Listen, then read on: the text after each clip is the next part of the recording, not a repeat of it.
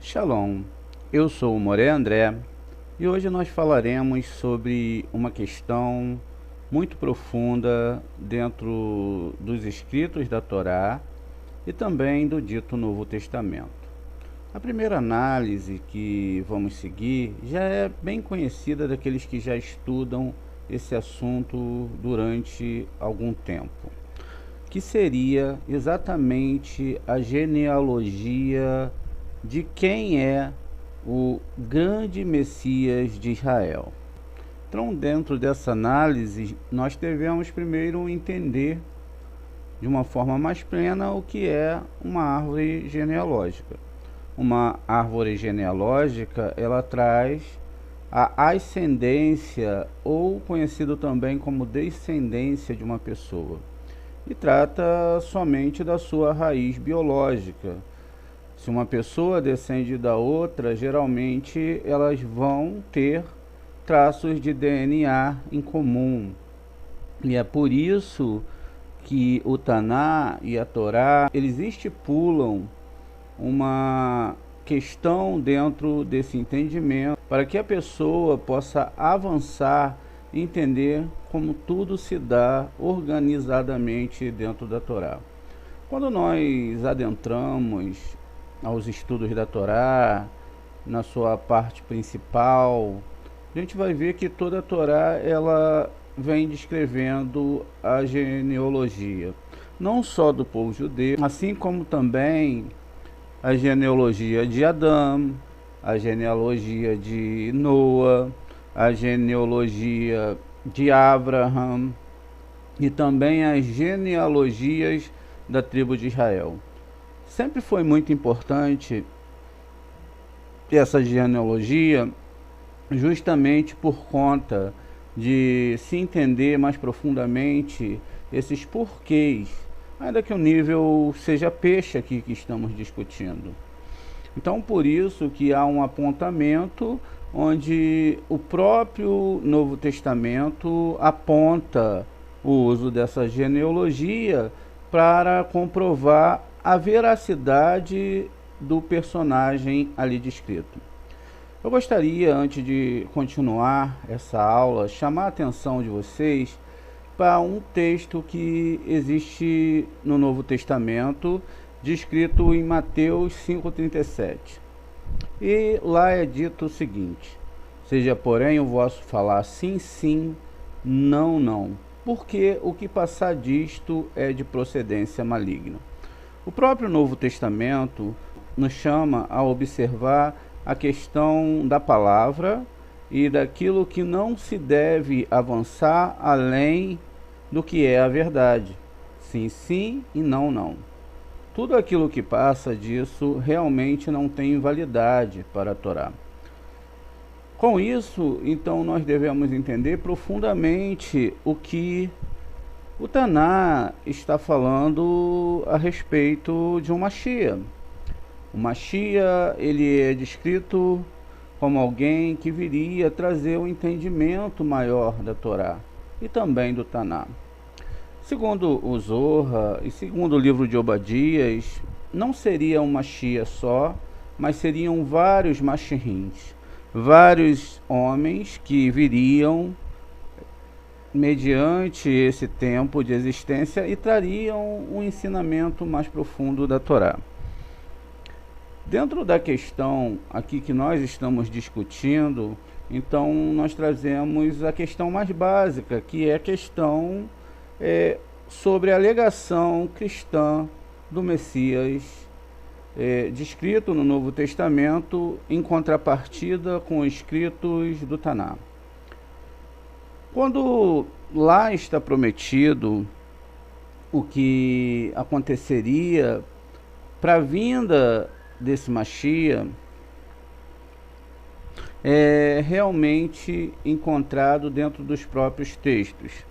Vejamos aqui em Jeremias 23:5, onde diz: Ine Yamin Beim Baú Adonai Ve Hakemoti Le Davi Simat, Sadik, Umelahe, Melá, Beiskil, Ve Achá, Moshefat, Utsadak, Bearetz.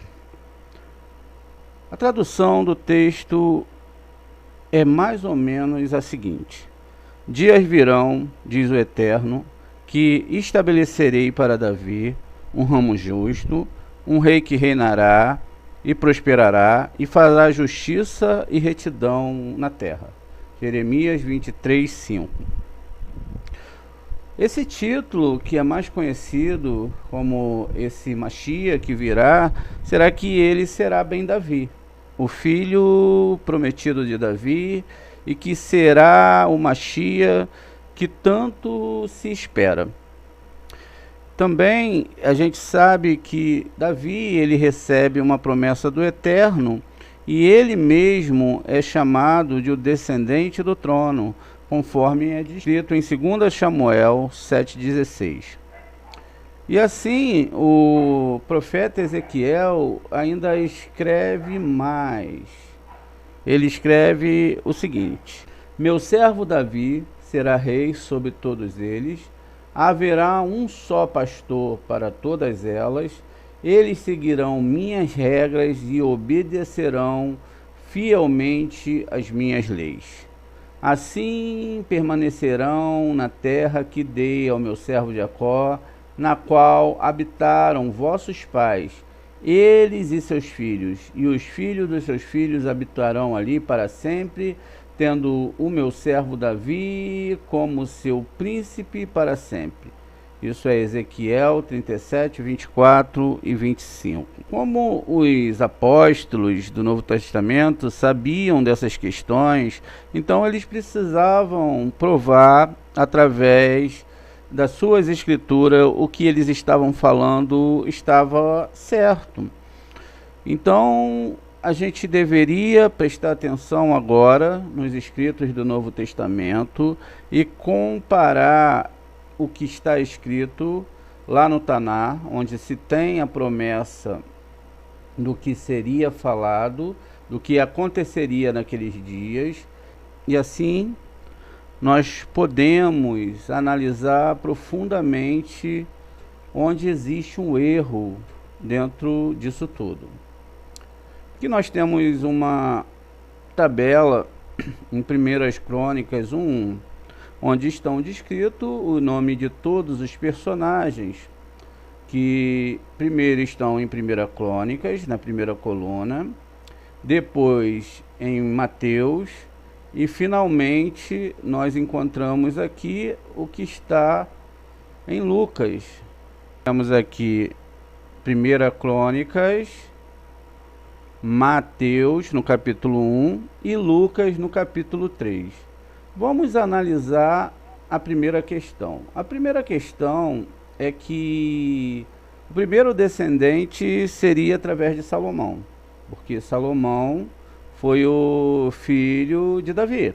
Então ele foi escolhido para o trono, então haveria uma descendência através de Salomão. Depois de Salomão, lá em Crônicas, vai seguir então a genealogia de todos os reis para que se chegasse até o Mashiach, que não tinha tempo apontado.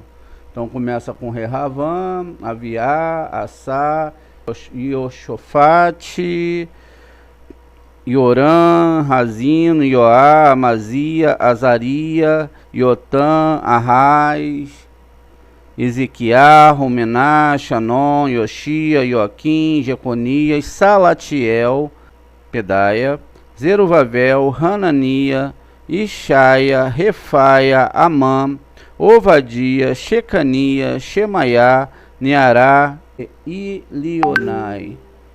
Basta que nós peguemos aqui o capítulo de Crônicas 3, que acabamos de falar, e comecemos a comparar com o que está escrito no Novo Testamento, observando que a palavra que foi dita lá em cima é que sim, sim, não, não. Quando pegamos então esse documento, nós temos aqui no início Salomão, e aqui também em Mateus vai estar Salomão. Quer dizer que Mateus ele fez bem a lição de casa. Já aqui em Lucas cita-se o nome de Natan. Já está errado, como a segunda pessoa que de quem descenderia o Machia, não poderia ter aqui Natan e seria Salomão. Logo depois nós temos Rehovam, mais uma vez, Matata. Na terceira nós temos Avia e Mená.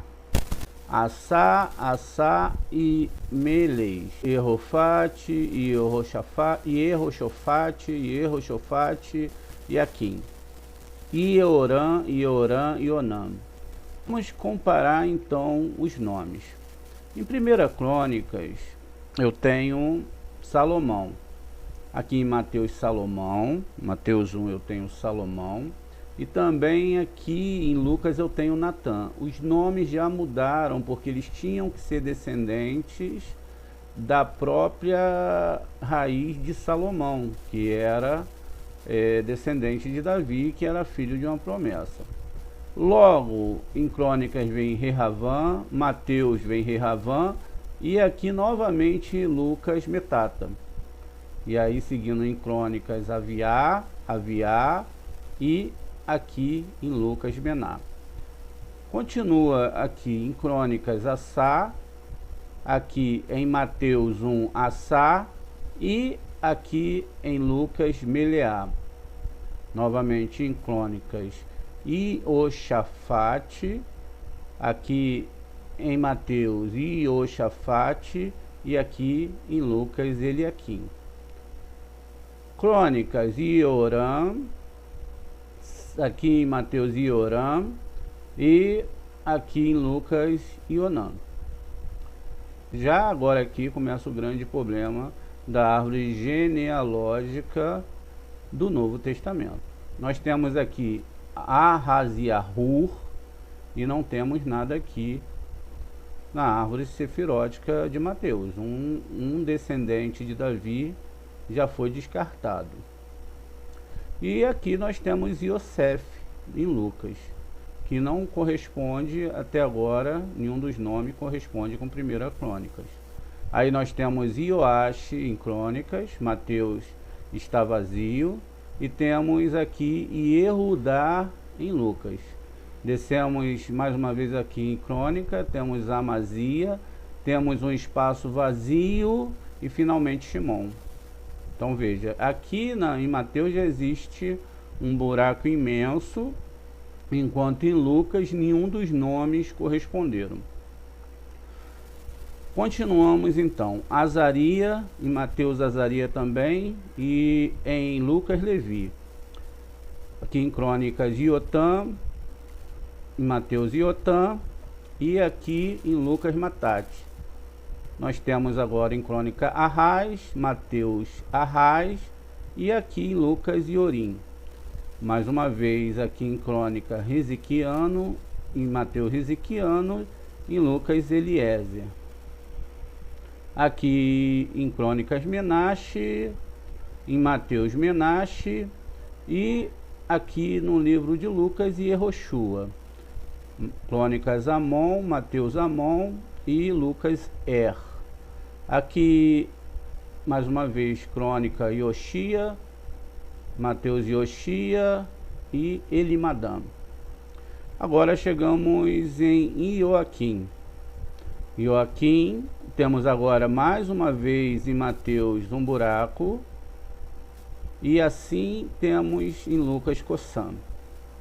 Temos aqui Jeconias, também aqui em Mateus Jeconias e em Lucas Adi. Salatiel e Melri.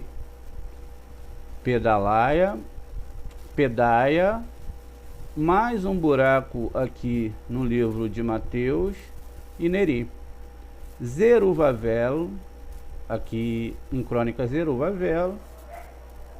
Zerubbabel aqui em Mateus e agora Salatiel aqui em Lucas. Observe que cada uma desses nomes são gerações, são o nascimento de uma pessoa e toda uma vida. Se existe uma falha, é como se uma geração tivesse pulado. Aqui no caso, Salatiel está 2 gerações abaixo em Lucas, enquanto aqui em Mateus existem 5 gerações faltando. Essas 5 gerações que estão faltando seria aproximadamente, se contar que uma pessoa pode viver de 50, 60 anos, vamos botar 50 anos, então tem um buraco aqui de 250 anos. Quando continuamos a observar aqui, logo temos Hananias, lá no Crônicas, que é a original, onde está a árvore genealógica original, e aí a gente tem Abiúde em Mateus, realmente fugindo totalmente com mais uma geração. E aqui nós temos Zerubabel, quer dizer, pulando uma geração aqui em Lucas. Olha a diferença de uma geração. Em Crônicas continua com Yeshaiá, e aí mais um nome errado aqui, Eliakim, e Reza, também em Lucas um nome errado. Nós temos então Refaiá em Crônicas, Azor em Mateus e Oanã em Lucas. Os 3 nomes totalmente diferentes um do outro. Em Crônicas temos Amã, Sadoc em Mateus e Iodá lá em Lucas. Os 3 nomes distintos. Ovadia em Crônicas, Ahim em Mateus e Yosef em Lucas.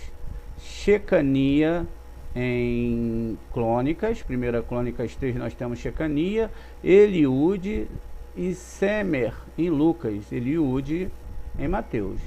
Shemaia lá em 1 Crônicas 3, Eleazar em Mateus, Melatiarro em Lucas, Neariá em 1 Crônicas 3, Matã em Mateus e Mate em Lucas, e Leonai aqui em Crônicas, Jacó em Mateus e Nagal em Lucas. Aqui acaba a descrição do que está em Crônicas e continua o Novo Testamento ainda colocando José e depois Jesus.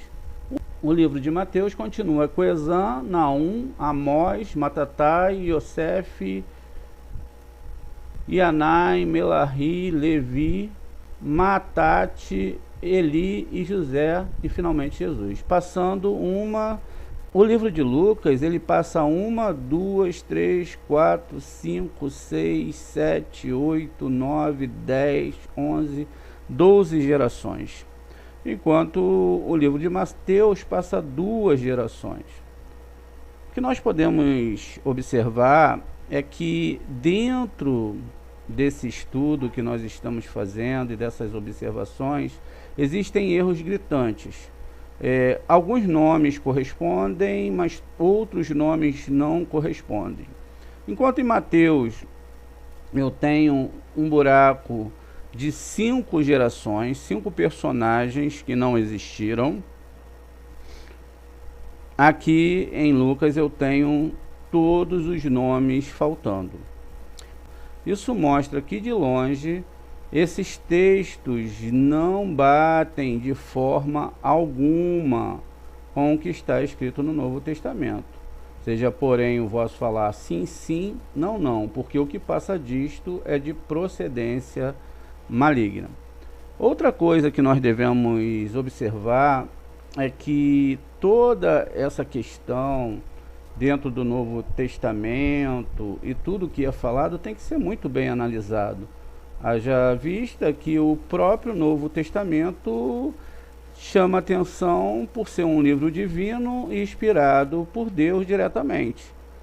Quando nós pegamos a Torá Sagrada, quando lida adequadamente, dentro do seu idioma hebraico e não a tradução, não existem erros nem geográficos, nem de tempo e nada disso.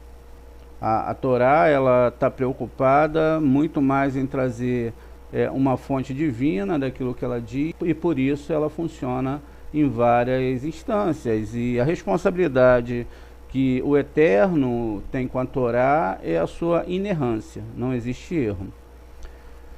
A gente tem outros textos aqui que confirmam o que estamos falando, né? Aqui em 1 Crônicas 22, 9 e 10, nós temos: seu nome será Salomão, ou seja, aquele do qual o Mashiach descenderia. Por isso nós temos aqui na nossa árvore genealógica o nome de Salomão.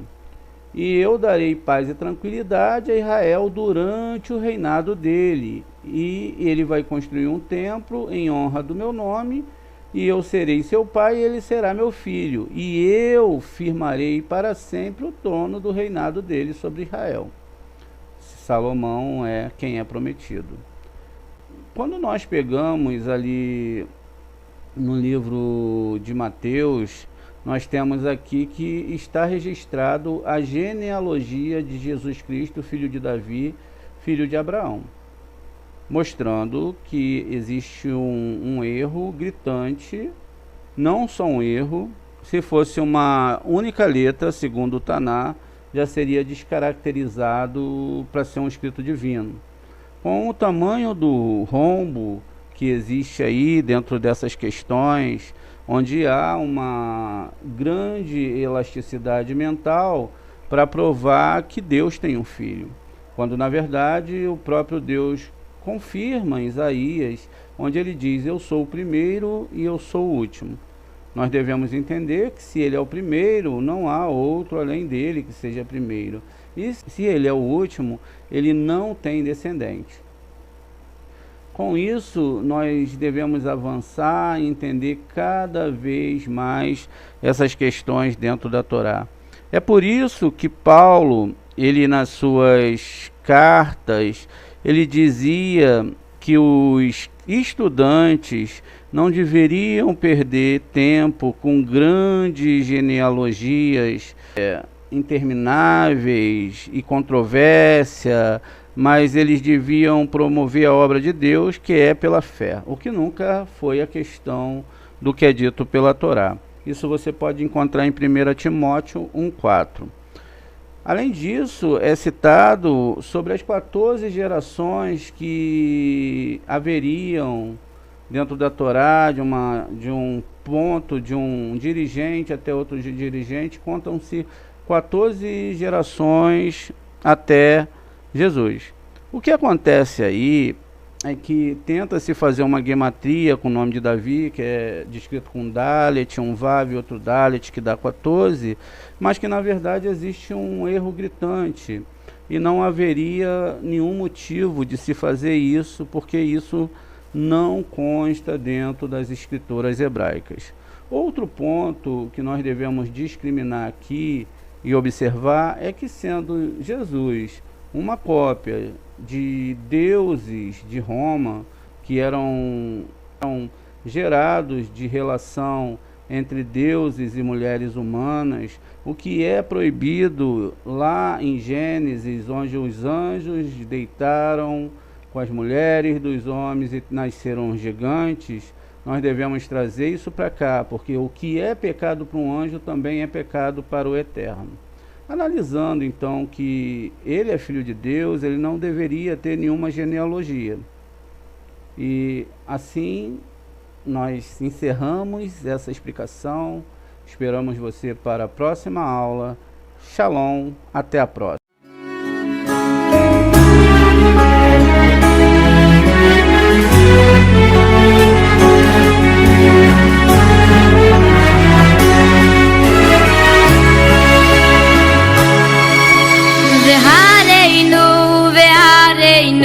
Beviniono